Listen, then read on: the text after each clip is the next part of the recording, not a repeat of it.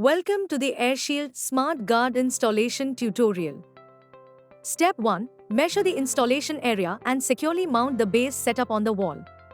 Step 2. Once the base is mounted, neatly insert the air conditioner pipelines into the line set. Seal the basic duct pipe first and then the other required accessories.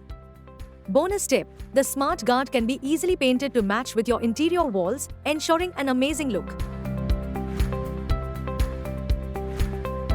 Step 1. Repeat the process for the outdoor unit compressor area as well, ensuring a secure mounting.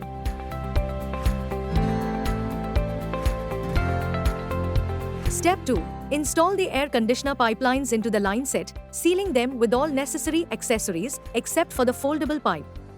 Put the foldable pipe in the last, as it gives flexibility which enables convenient installation. You can customize the angle of the diversion elbow since it is movable between 90 degrees to 120 degrees. Just see the amazing 360 degrees flexibility of foldable pipe.